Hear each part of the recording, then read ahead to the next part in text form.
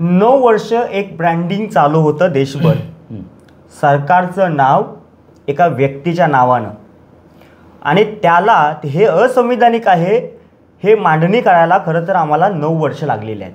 सोन्याशुल्ली नावाच्या छोट्या गावातून हा ज्यावेळेला व्हिडिओ बाहेर पडला आणि त्यावेळेला जी निर्भयता होती, गाव सोबत होतं, कारण गावाच्या सोबत संविधानाचा विचार होता.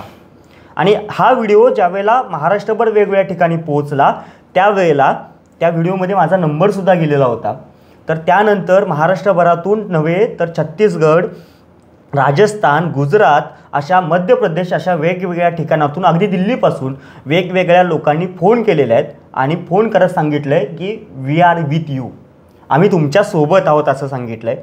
आणि हा प्रश्न हा जो मुद्दा आहे, या मुद्द्याला हे आर्ग्युमेंट इतकं स्ट्रॉंग आहे की देशाचं नाव काय, सरकारचं नाव काय, आणि त्यामुळं सर्वसामान्य लोकांना हे पटलेलं आहे, ते त्याच्यासोबत आहेत.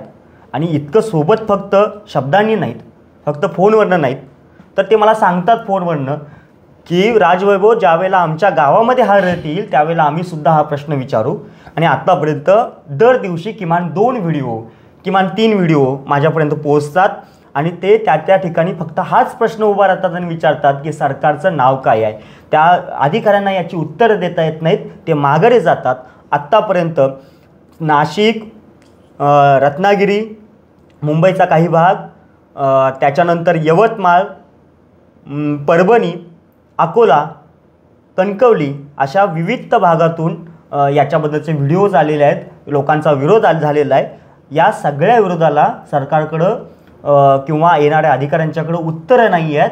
आणि मला ठामपणे सांगायचं, तुमच्या माध्यमातून पण पुन्हा सांगायचं आहे की या सगळ्या प्रक्रियेमध्ये ज्यावेळेला रथ तुमच्या इकडे येतो, तुमच्या भागात येतो, त्यावेळेला त्या रथातील असणाऱ्या अधिकाऱ्यांना आम्ही कोणत्याही प्रकारे शिवीगाळ करत नाही आहोत, कोणत्याही प्रकारची मारहाण करत नाही आहोत.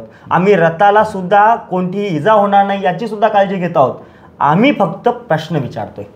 आणि भारताच्या संविधानानं तुम्हाला निर्भयतेनं आर्टिकल 19मध्ये की प्रश्न विचारण्याचा, अभिव्यक्त होण्याचा अधिकार दिलेला आहे. आणि त्यानुसार प्रश्न विचारण्याची ताकद इतकी असते की त्या वेगवेगळ्या ठिकाणी हे कार्यक्रम बंद करावे लागलेले आहेत, माघारी घेऊन जावे लागलेले आहेत. काही ठिकाणी गावात प्रवेशसुद्धा या प्रचारी यंत्रणेला लोकांनी नाकारलेला आहे. अशा पद्धतीनं वेगवेगळ्या भागातून फोन येतात. मी विशेष करून सांगेल कारण मला भाजपच्या पदाधिकारी असणाऱ्या सरपंच, उपसरपंच यांचे सुद्धा फोन आलेले आहेत. आणि ते म्हणतात की आम्ही भाजपचे पदाधिकारी जरी असलो, भाजपचे सरपंच, उपसरपंच जरी असलो, तरी तुम्ही मांडलेला मुद्दा हा खूप महत्त्वाचा आहे.